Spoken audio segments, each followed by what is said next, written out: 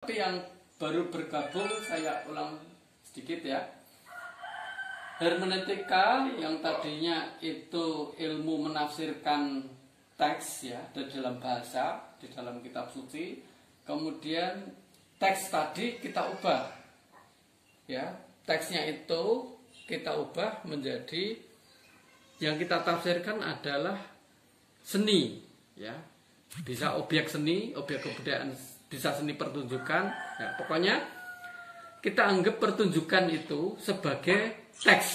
Nah, ketika seni pertunjukan kita anggap sebagai teks, maka kita bisa memakai paradigmanya hermeneutikanya Paul Ricoeur itu untuk mengurai isi dari makna dari teks itu. Dalam hal ini makna dari lagu ataupun pertunjukan ataupun tarian ataupun seni rupa yang kita akan teliti. Jadi kita bisa pakai untuk seni pertunjukan.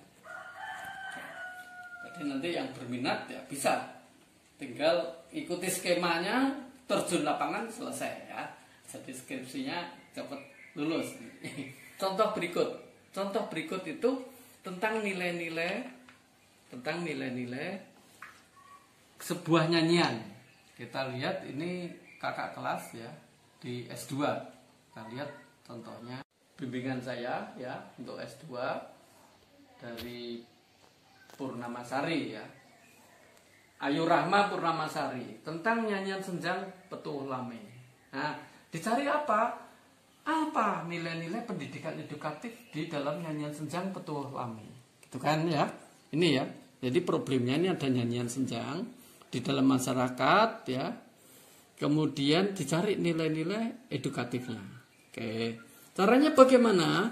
Caranya seperti tadi. Kalau tadi kan ini teks ya, terus cari pengarangnya, nah, penciptanya, telusuri penciptanya lagu adat tersebut ya, petua adat dan pencipta lagunya. Ketemu, kita dialog, kita ini ya, terus cari lagi asal mulanya nyanyian Petuh Lame itu gimana tuh, lingkungan masyarakatnya ya, daerahnya kita lihat ya. Oke, setelah itu kita lihat cari-cari artikel tentang atau dokumentasi di masyarakatnya, tulisan-tulisan tentang ya nyanyian senjang itu ya, analisis artikel dan dokumentasi tentang nyanyian itu kita cari. Oke. Nah, belum selesai ya, cari lagi ya sanggar yang senang atau yang selalu setiap kali acara itu dia menyanyikan nyanyian senjang Petuh Lame. Oke, ketemu ini ya, ada sanggar senjang Budayo, seniman pesenjang, kita cari, kita tanyakan ya, baik senimannya, sanggarnya, tanyakan. Oke ya. Kan nyanyian senjang Petuh Lame dipentaskan. Nah, masyarakat yang nonton ya, penontonnya masyarakat yang mendukung. Jadi yang nonton ya, masyarakatnya ya, masyarakat sekitar juga ditanya ya. Karena itu nanti mengandung adat-adat kebiasaan masyarakat menanggapi ini ya. Jadi misalnya kita mau meneliti nyanyian Tombo Ati ya, misalnya ini yang jadi penggantinya teks tengah itu adalah nyanyian Tombo Ati. Nah, ya jangan tanya pada misalnya di sekolah yang nggak pernah nyanyikan itu ya. Nah, misalnya komunitas-komunitas yang di dalam pengajian sering menyanyikan Tombo Ati ya. Nah, syukur ketemu pengarangnya dan seterusnya. Nah, nanti gitu ya. Jadi gitu ya. Makanya ini kontekstualnya kita lihat. Ya. Nah, inilah yang saya maksud ya, kristal angulasi itu seperti ini ya, benturkan semua ya, tidak cuma triangulasi, tidak cuma segitiga, ini wah benturkan macam-macam, pokoknya sampai ketemu nilai-nilai edukatifnya ya. Tanyakan petua adat, terus lingkungan masyarakatnya bagaimana, artikel-artikel yang ada, dokumentasi yang ada, kemudian ini sanggar-sanggar yang komunitas yang menyanyikan, senimannya, penontonnya, masyarakatnya ya. Kemudian kita mengetnografi, artinya kita ini lebih kompleks lagi ya. Ini dikaji strukturnya. Strukturnya bagaimana sih ya? Ya, kalau itu bisa bentuk analisisnya ya. Kemudian analisis syairnya, bentuk syairnya, kemudian ya itu diurai ya. Jadi ya, syukur kalau nanti dipandu dengan belajar semiotika, konotatifnya, denotatifnya, maksud artinya apa, itu bisa ketemu lebih dalam lagi ya. Nah, kita datang ke masyarakatnya, itulah etnografi. Grafi tulisan, etno masyarakat etnisnya ya. Jadi nggak usah ribet, etnografi itu muluk-muluk dan seterusnya. Etnografi itu ya sudah, grafi itu tulisan, etno itu etnis ya. Kita datang ke tempat etnis, tempat nyanyian senjang itu.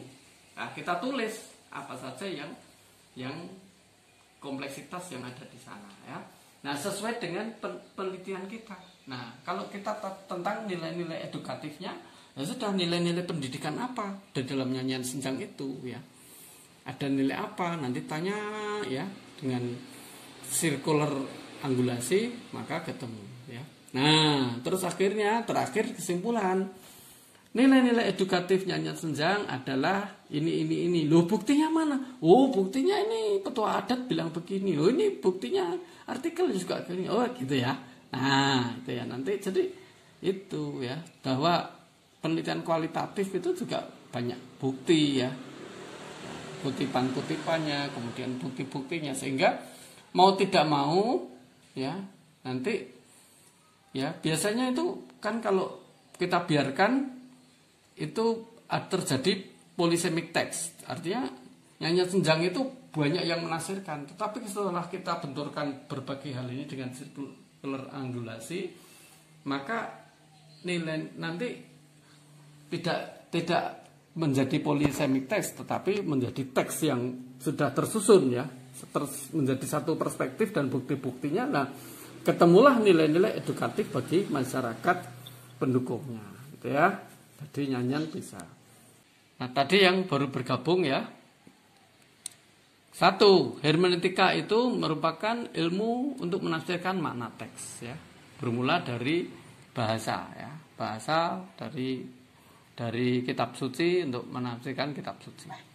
Kemudian salah satu tokoh hermeneutika itu Paul Ricoeur ya. Dia dikenal sebagai penghermeneutik sosial ya. Dia membuat bagan ya. Tapi bagannya kan menafsirkan teks. Nah, terus kita transformasikan, kita rubah bentuk teks yang tadi, dirubah menjadi fenomena seni budaya. Ya, oke. Setelah itu, ya, objek material seni, kemudian material seni, fenomena seni, seni pertunjukan dianggap sebagai teks. Setelah itu, langkah berikutnya adalah kita terjun dalam setting penelitian melalui etnografi lapangan. Ya. Terus kita tanya tadi, ya, sirkular. Kemudian yang kelima, kita analisis secara sirkular, dikaji semua aspek dalam jejaring bagan hermeneutika, senimannya, lingkungannya, sumber pembanding, komunitas, praktek, kesenian, dan penonton. Lalu ada penarikan kesimpulan. Ya. Oke, itu jadi gini ya. Jadi contoh praktis bagaimana kita meneliti seni dengan hermeneutika. Oke, kita kembali pada diskusi bersama. Ada pertanyaan?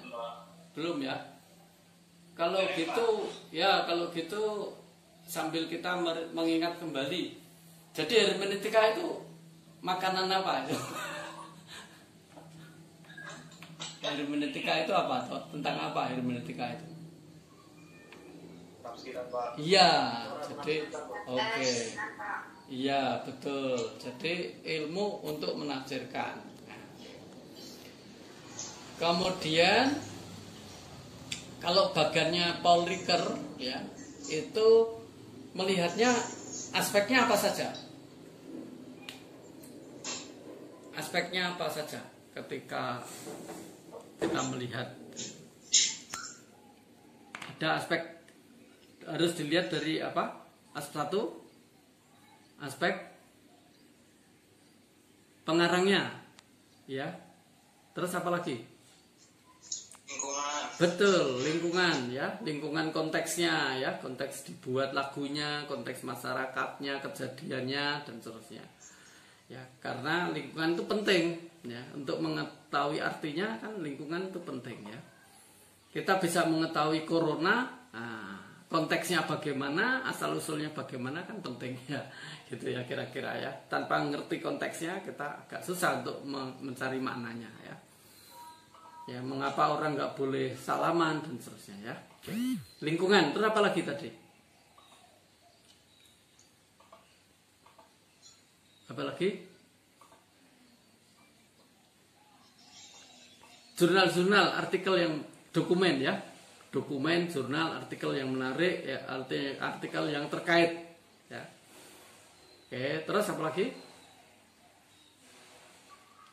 Masih?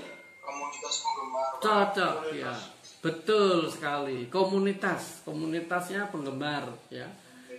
Ya kan, misalnya kan ada kalau yang mau meneliti mocopat kan ada komunitas mocopat tuh ya banyak ya. Jadi kalau perlu memang kita bisa aja meneliti satu kelompok, tapi juga bisa saja itu tanya lagi kelompok lain, apa benar sih misalnya mocopat yang ini itu artinya demikian ya, bisa juga ya, komunitas. Kemudian apalagi kalau di seni pertunjukan, sanggar, betul, sanggar yang performance menampilkan ya seni itu. Terus setelah ditampilkan ada siapa? Penonton dan masyarakat gitu, mungkin sesepuh di sana ya, dukuhnya RT RW yang berkaitan, yang sangat terkait dengan kasus-kasus seni yang kita teliti ya. Atau juga mungkin kalau kalau misalnya itu pertunjukan, pelatih musiknya, pembuat aransemennya dan seterusnya. Nah, itulah nanti makanya di dalam penelitian kualitatif itu ada namanya informan dan keinforman ya. Keinforman itu yang informan yang kecil, yang pokok. Wah, dia tahu segala sesuatu tentang Dolala di Magelang, Serumbung misalnya yang kita teliti itu. Gitu ya. Nah, itu ada keinforman dan informan kunci. Ya, informan kunci dan informan lain. Nah, istilahnya jangan diganti sampel ya. Nah, kalau diganti sampel kalau di kualitatif jangan pakai sampel. Nanti kita ditanya berapa proporsionalnya. Kita kan tidak masalah itu, tapi kita mencari maknanya. Ketika maknanya itu terungkap ya sudah selesai gitu kan. Ya. Jadi kayak detektif persis ya. Ketika bahkan informannya itu satu orang ya nggak masalah, tetapi itu benar-benar tepat, valid ya. Artinya siapapun yang mencari itu sama jawabannya ya. Kalau misalnya kita tanya, kalau di Kalasan itu orang meninggal benderanya apa? Putih. Ya sudah, mungkin cuma tanya di sekitar kecamatan itu Kalasan, tanya 5 orang selesai. Ya kita enggak jadi bukan istilah sampel ya. Nah, nanti kalau istilah sampel agak ya. Tapi lebih pada penjelasan proporsional tentang rumusan masalah yang dicari ya. Ketika maknanya yang dicari itu dapat dengan tadi metode sirkular, terus dibandingkan berbagai hal dan sudah nggak bisa ditolak lagi, cuma orang bilang oh iya ya betul ini kalau kesimpulannya seperti ini. Nah, itulah terjadi, itulah makna kualitatif ya. Maka kadang-kadang ada yang salah ya, validatornya itu nggak boleh orang asing, orang yang nggak ngerti sama sekali ya. Orang yang ya bukan pakar, bukan masalah akademik dan seterusnya, tapi masalah yang sangat mengerti kesenian setempat ya. Oke, ini Admit Fakih, kemudian Cahaya Putri. Ada pertanyaan? Ada yang minat memakai hermeneutika? Iya. Belum kepikiran, Pak. Kau belum kepikiran, ya. Oke. Iya. Masih memikirkan Pak. Iya. Malah Masih memikirkan Pak. iya, malah mikirkan yang lain ya.